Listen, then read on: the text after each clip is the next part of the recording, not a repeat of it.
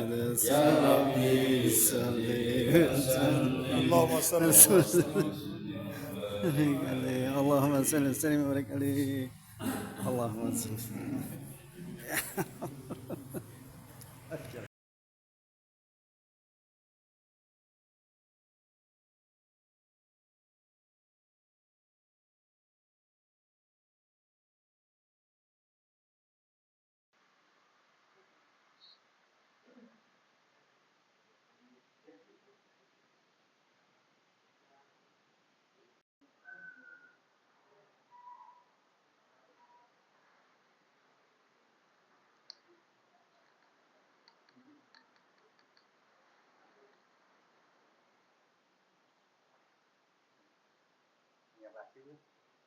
Ya, sengaja buat sini. Assalamualaikum warahmatullahi wabarakatuh.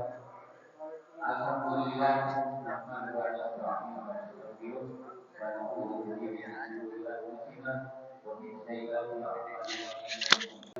A'udzu billahi minasyaitonir rajim. Bismillahirrahmanirrahim. Ya ayyuhalladzina amanu inni kafartum wa la tattabi'u syaitan innahu lakum aduwwun mubin. سيدنا ومولانا محمد وعلى آله وصحبه وموالاه لا حول ولا قوة إلا بالله العلي العظيم. بسم الله الرحمن الرحيم. وصلى رسول الله صلى الله عليه وسلم وعلى آله وصحبه الكرام وعلى سائر صحابته والتابعين والتابعين ومن تبعهم بإحسان إلى الدين. ثم إلى العلماء والصالحين وعلم القراء والصالحين بحق وسلسلتهم بكرامات صلى الله عليه وسلم أمهات وجميع الإخوان والمشايخ ووالدي ولوالدكم وأمواتنا وأمواتكم بالمشايخنا ومشايخكم وخصوصا إلى مؤلف هذا الكتاب ببركته وكرامته نسأل الله البركة والشفاعة والإجازة والسلامة شاء لله لنا ولهم الفاتحة.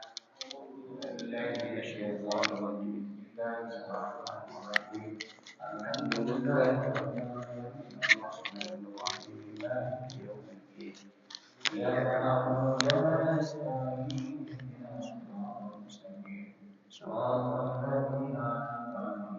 غير المغضوب عليهم ولا بسم الله الرحمن الرحيم. اللهم افتح لنا حكمتك وانشر علينا رحمتك من خزائن رحمتك يا أرحم الراحمين. رب اشرح لي صدري ويسر لي أمري واحلل عقدة من لساني يفقه قولي. آمين. بسم الله الرحمن الرحيم. كلام قديم لا يمل سماعه تنزه عن قول وفعل ونيات به أشتكي من كل داء ونوره دليل لقلبي عند جهلي وحيراتي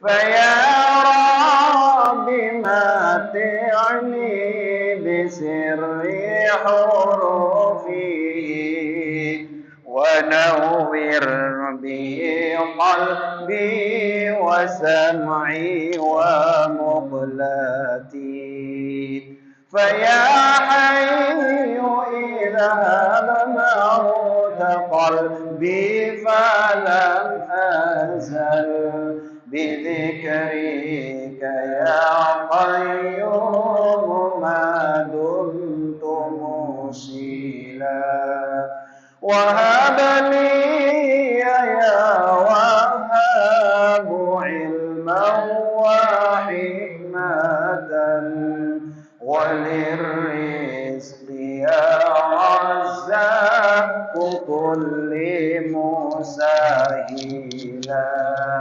وصل إلهي كل يوم وليلة على أحمد المختار من آل هاشم ثم رزقني حفظه وأولادي عاملا بما فيه شفيعا لدنيانا وملتي ببركات أحمد الشفيع غدا أجزل لنا أجر حفظه إلى يوم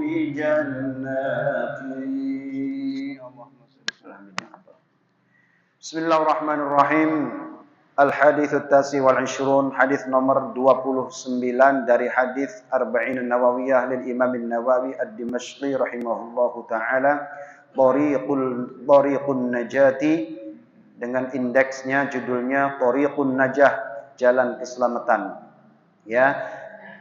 Kita akan kaji malam ini sebuah hadis Nabi sallallahu alaihi wasallam. Hadis ini dari Imam At-Tirmidzi, riwayatnya hadisnya hasan sahih. Pada hadis nomor 29 yang diambil dari kitab Arba'in Nawawiyah, tapi melalui syarahnya Al-Jawahirul Lu'lu'iyah fi Syarh Arba'in Nawawiyah, ta'lif Muhammad bin Abdullah bin Abdul Latif Al-Jurdani Ad-Dimyat Asy-Syafi'i rahimahullahu taala. Bismillahirrahmanirrahim. Sepertinya malam ini kajiannya tidak akan selesai karena syarahnya banyak. Jadi kita nanti akan dibagi part 1, part 2 gitu ya, atau part 3. Bagian pertama, bagian kedua, bagian ketiga. Bismillahirrahmanirrahim. An Mu'adz bin Jabal radhiyallahu anhu qala, qultu ya Rasulullah akhbirni bi'amalin yudkhilunil jannah wa yuba'iduni 'anil nar. Dari Mu'adz bin Jabal radhiyallahu anhu, beliau berkata, saya bertanya kepada Rasulullah sallallahu alaihi wasallam, ya Rasulullah, akhbirni bi'amalin yudkhiluniyal jannah. Ya Rasulullah, beri saya nasihat. Akhbirni, beri saya kabar, nasihat, wasiat, informasi. Bi'amalin, dengan amal-amal yudkhiluni, yang bisa memasukkan aku, yang menjadi sebab memasukkan aku al-jannata, ke dalam surga, wa yuba'iduni 'anil nar, dan menjadi sebab amal tersebut menjauhkan aku dari neraka. Dengar baik-baik. Pertanyaannya, berikan saya sebuah amalan atau sebuah informasi, kabar atau wasiat, amalan apa saja yang bisa menjadi sebab saya masuk surga dan jauh dari neraka. Qal, kanjeng Nabi bersabda, menjawab, laqad sa'alta an 'azimin. Kamu bertanya tentang sesuatu yang besar, perkara yang sangat penting, perkara yang luar biasa. Wa innahu la yasirun 'ala man yassarahu Allah taala alaih. Perkara ini berat, hal ini besar, masalah besar, tapi akan Allah mudahkan masalah tersebut bagi mereka yang memang dimudahkan oleh Allah jalannya. Berat tapi ringan, enteng bagi siapapun yang memang dimudahkan oleh Allah jalannya. Mu'adz bin Jabal ini, saya cerita dulu tentang Sayyidina Mu'adz bin Jabal. Nanti kita akan kaji hadis ini beberapa bagian. Kita harus tahu dulu siapa Mu'adz bin Jabal, seorang sahabat Nabi sallallahu alaihi wasallam. Mu'adz bin Jabal itu masuk Islam pada usia 18 tahun. Beliau termasuk pembesar sahabat dan orang-orang solehnya sahabat. Beliau sangat dimuliakan oleh Rasulullah sallallahu alaihi wasallam. Karena solehnya, karena alimnya, karena kecintaannya kepada Nabi, karena dedikasinya, perjuangannya, taatnya kepada Rasul sallallahu alaihi wasallam, sehingga Rasul sangat mencintai sahabat Mu'adz bin Jabal ini. Sayyidina Mu'adz bin Jabal pernah dikirim ke Yaman. Wa ba'athahu ila Yaman fi jama'atin minal muhajirin wal ansar. Menjadi duta, pemimpin daripada perwakilan, duta jamaah dari kalangan muhajir dan ansar untuk pergi berdakwah ke Yaman. Yaman dengan Saudi itu dekat. wa kharaja ma'ahu li syayyi'ahu wa yuwasihi wa huwa raqibu Rasulillah sallallahu alaihi wasallam yamshi. Saat itu ketika Nabi memberangkatkan Sayyidina Mu'adz bin Jabal, Nabi sallallahu alaihi wasallam menyediakan tunggangan entah keledai atau unta yang Nabi sallallahu alaihi wasallam menyediakannya, kemudian mempersilakan Mu'adz bin Jabal naik ke atas kuda itu. Padahal Rasulullah coba kepada sahabatnya, muridnya, menghormati, memuliakan, tidak merendahkan, tidak memandang rendah kepada sahabat-sahabatnya. Beliau muliakan, diambilkan itu keledai untuk ditumpaki, ditunggangi oleh Sayyidina Mu'adz bin Jabal yang akan dikirim ke Yaman bersama kelompok jemaah dari kalangan Muhajir dan Ansar guna untuk berdakwah di Yaman. Sampai dipersilakan untuk naik di atas keledai. Tentu saja Sayyidina Mu'adz menolaknya. Oh, ya sudah, biar saya saja Rasulullah. Enggak apa-apa. Begitu menghormati Rasul kepada sahabat Mu'adz. Silakan naik Mu'adz. Wah, enggak bisa kan Nabi. Naik. Ayo naik. Karena dipaksa oleh Nabi akhirnya. Iya Rasulullah, saya naik. Naik. Taat dia kepada Rasulullah. Kemudian Rasulullah jalan kaki mengiringi kepergian Mu'adz bersama rombongan keluar dari masjid, dari area masjid Madinah. Rasulullah jalan kaki.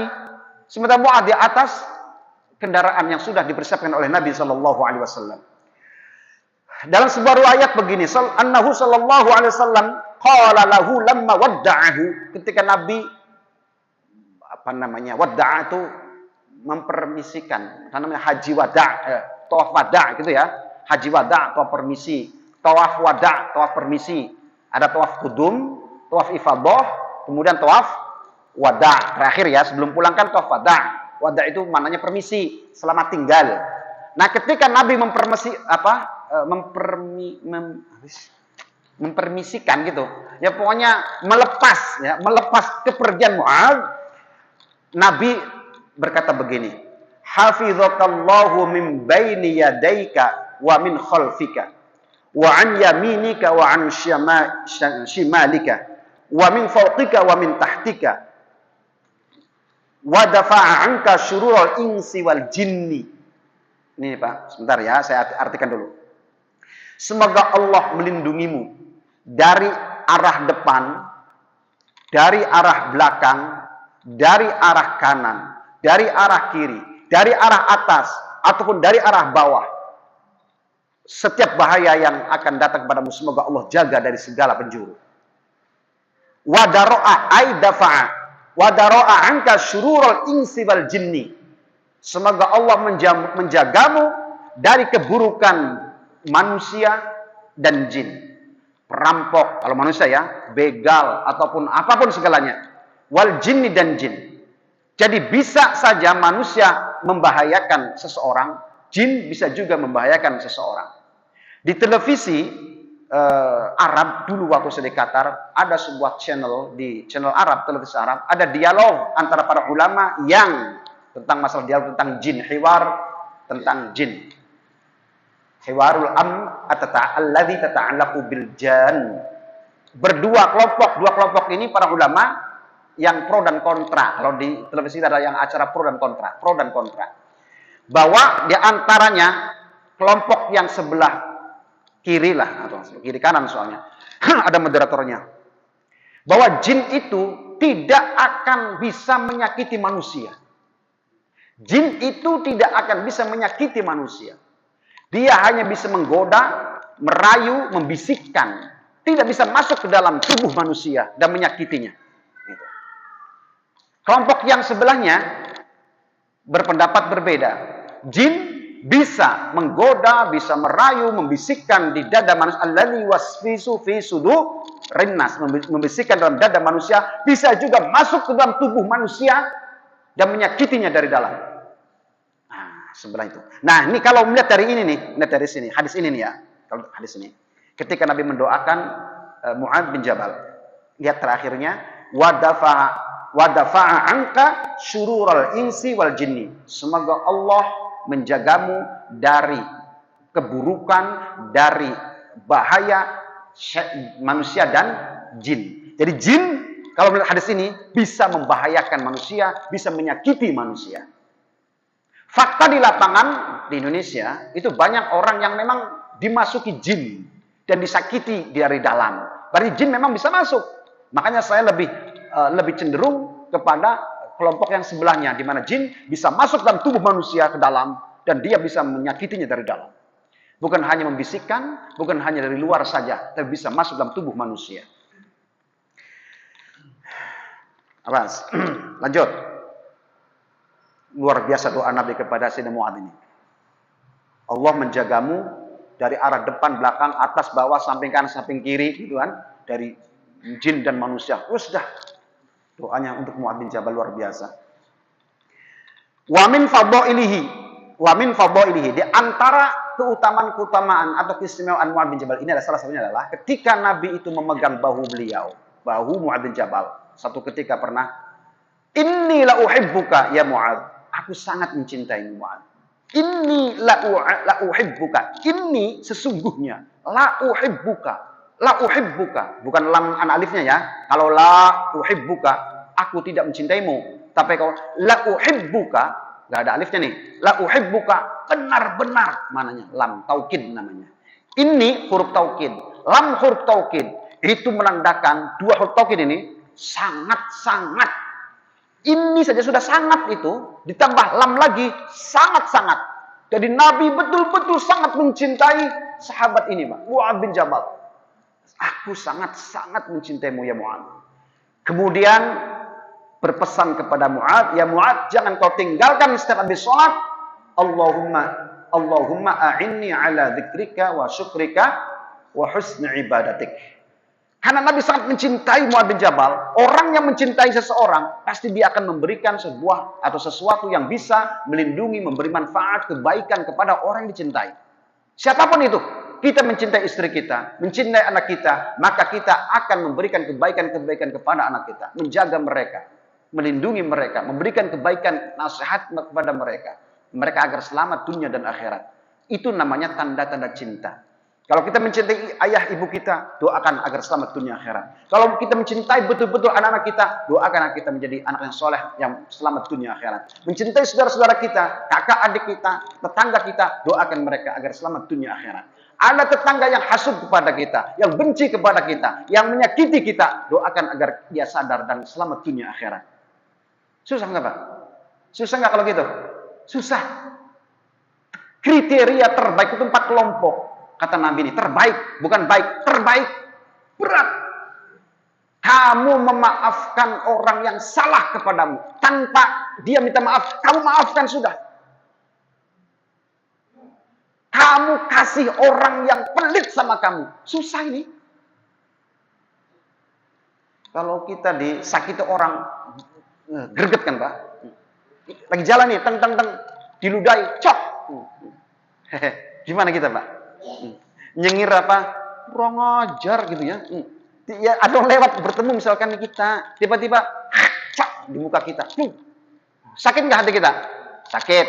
Terus kita apa yang kita lakukan? Nah ini. Orang terbaik adalah kita maafkan. Kita senyum, kita maafkan. Aduh beratnya gitu ya. Berat.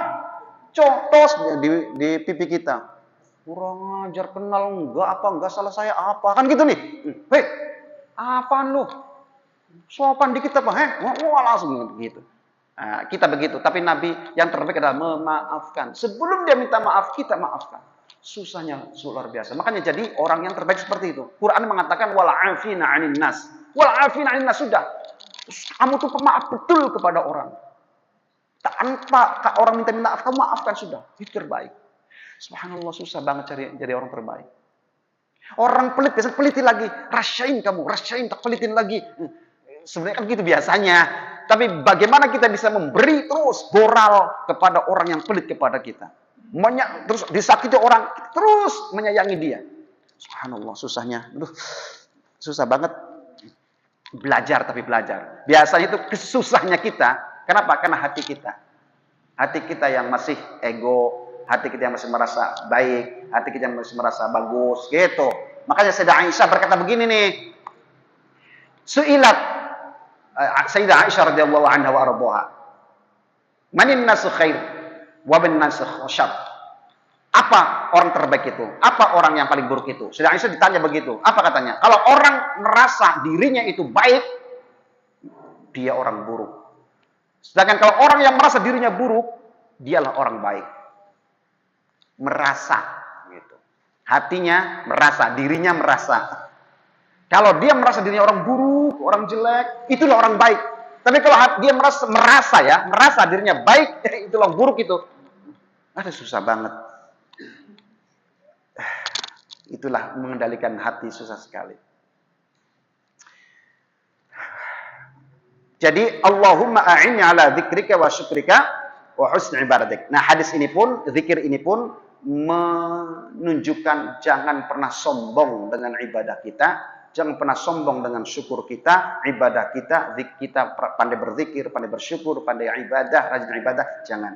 Hadis ini menggugurkan, menghancurkan, menepis semua keegoan kita, kesombongan kita, keangkuhan kita. Bahwa Nabi mencontohkan, a'inni ya Allah, bantulah hamba ala dzikrika, agar bisa berzikir kepada Engkau ya Allah. Bukan dirinya, tapi minta bantuan kepada Allah. Jadi kita didatangkan ke masjid itu karena Allah menggerakkan kita. Jangan pernah riya, pamer, sombong, merasa hebat, merasa paling.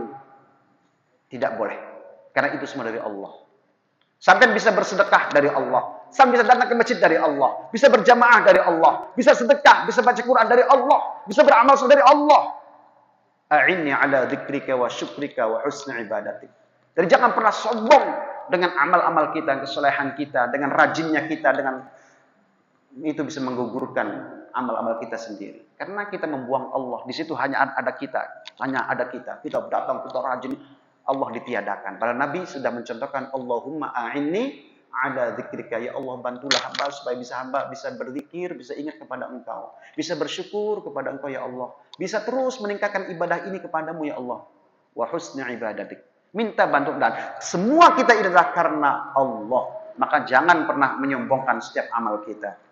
Dah, itu diantaranya. Sampai-sampai Umar bin Khattab radhiyallahu an itu pernah berkata begini tentang Mu'adz bin Jabal. Ajaztun nisa ayyalidda mithla Mu'adz. Laula Mu'adz la halaka Umar. Saya kok punya anak, kok nggak ada yang kayak Mu'adz ya, kayak gitu. Umar nih, ngiri punya anak nggak seperti Mu'adz bin Jabal. Padahal itu tawadhu'nya itu Pak, tawadhu'nya Umar bin Khattab. Padahal di antara putranya Mu'adz bin Jabal, putranya Umar bin Khattab adalah Abdullah bin Umar atau Ibnu Umar. Abdullah bin Umar kurang apa? Ya ahli fiqh, ya ahli tahajud, ya kaya raya. Putranya itu Pak, Abdullah bin Umar bin Khattab. Sedekah perjuangan untuk Islam 1000 kuda untuk selama hidupnya 1000 kuda. 1000 onta. Umrohnya 1000 umroh. Hajinya 60 haji. Umurnya 85 tahun usianya. 60 haji. Berarti hampir tiap tahun. Hampir tiap tahun. Karena haji kan setahun sekali ya tuh. 60 kali. Berarti hampir tiap tahun. Umurnya 85 tahun. Umroh 1000 kali. Ya pantaslah, umroh kan tidak dibatasi waktu. Ya, orang bisa saya kapan saja umroh. 1000 kali umroh, 60 kali haji, jadi mufti, kemudian kaya raya. Abdullah bin Umar. Bahkan saking alimnya, faqihnya, hebatnya, ahli politik juga, ahli ekonomi juga, ekonom, politisi. Ketika Umar bin Khattab mencari kandidat untuk mengganti Umar bin Khattab jadi khalifah, 6 orang. Abdullah bin Umar hanya dijadikan sebagai khatib, sebagai penulis, sebagai juru tulis. Padahal beliau memiliki kecakapan yang sama dengan 6 anggota kandidat itu. Abdullah bin Zubair, Utsman bin Affan, Ali bin Abi Thalib. Kandidatnya ini ada 6 ini. Tapi Abdullah bin Umar hanya disuruh oleh Umar, kamu jangan mau kalau disuruh jadi kandidat. Iya Pak, bapaknya kan nanti dituduh KKN. Iya. Akhirnya hanya juru tulis saja. Padahal masyarakat, wah Abdul Umar masuk kandidat. Enggak, 6 orang. Yang akhirnya kemudian setelah Umar yang ganti adalah Utsman bin Affan yang terpilih ya. Abu Bakar, Umar, Utsman dan Ali. Dari Umar ini kemudian muncul khalifah yang ke-6 Umar bin Abdul Aziz itu larikannya ke Sayyidina Umar bin Khattab radhiyallahu anhu. Anaknya hebat-hebat Umar bin Khattab itu. Saking tawadhu'nya, ya Allah saya menikahin perempuan-perempuan tapi nggak ada yang punya anak kayak Mu'adz bin Jabal, padahal anaknya luar biasa semua. Warwa an Abi Muslim Al-Khawlani. Ini aja langsung aja nih.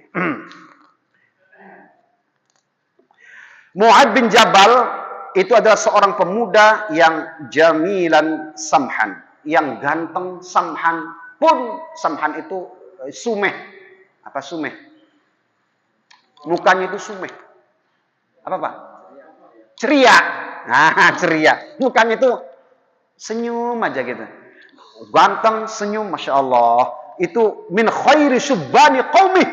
Pemuda terbaik di masanya. Di antara pemuda itu. Sepantar itu. Paling ganteng, paling baik, suka senyum. Masya Allah. Dan beliau ini tidak pernah main-main dalam berdoa. Kalau berdoa, selalu mustajabah.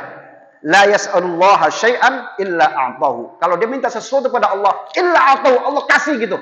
Makanya dia kalau doa muji-muji Allah baik gitu. Karena kalau minta sesuatu dikabulkan, Pak. Tunganya itu mantep, manjur, cespleng, tokcer, mujarrab. Mu'adz bin Jabal itu. Insyaallah. Dah. Nih. Satu ketika pada waktu Mu'adz bin Jabal itu melarat, masih melarat. Dia punya utang kepada orang Yahudi.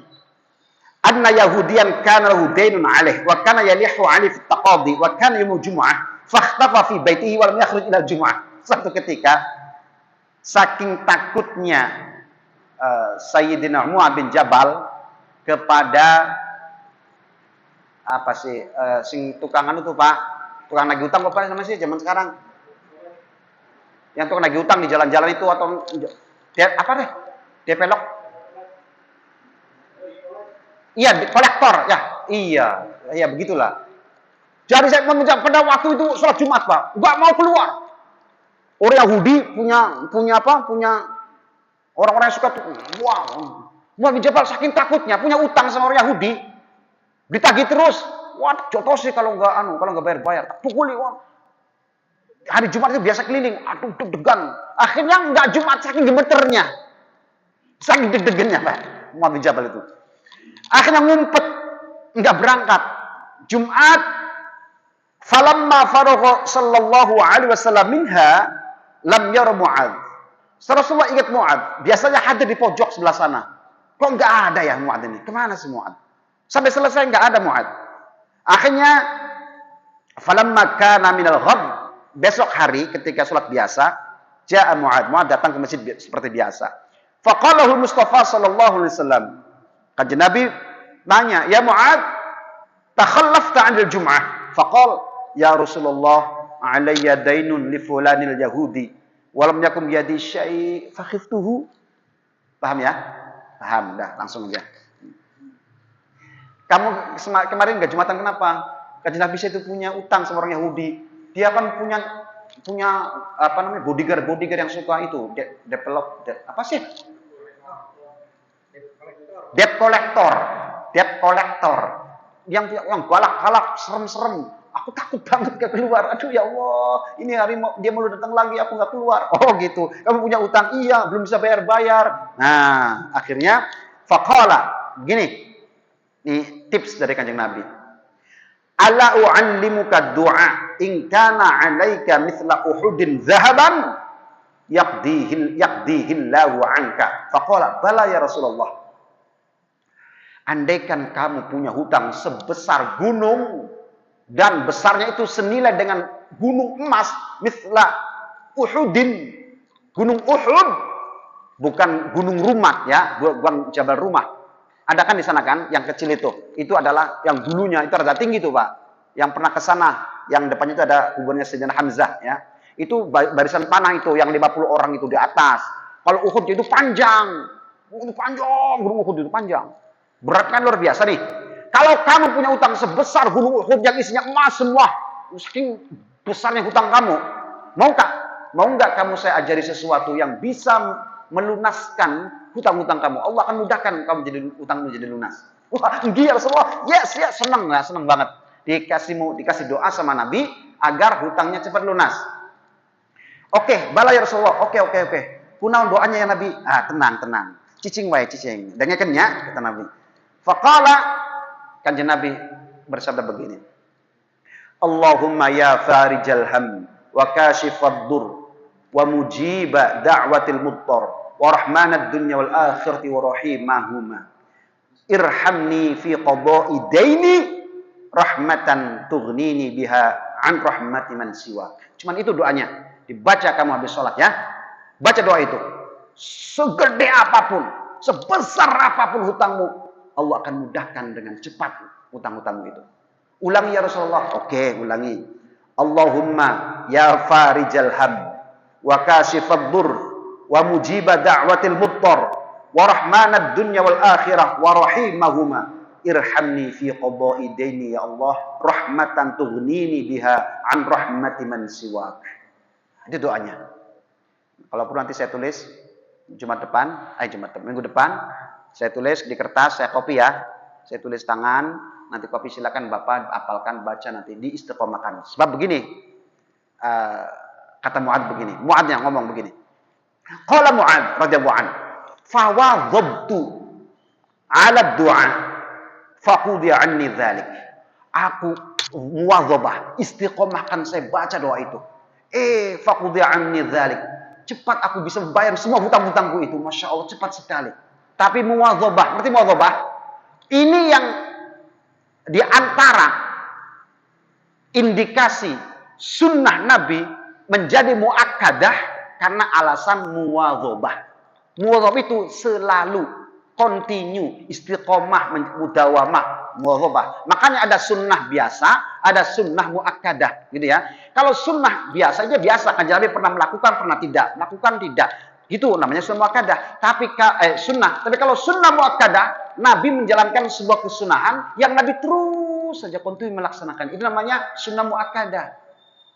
Oke. Nah, ini dikontinyukan oleh Mu'adz bin Jabal. Pada akhirnya semua hutang-hutangnya lunas dengan mengistiqomahkan doa tadi. Satu kali dibaca, tapi tiap sholat di muwadhabah.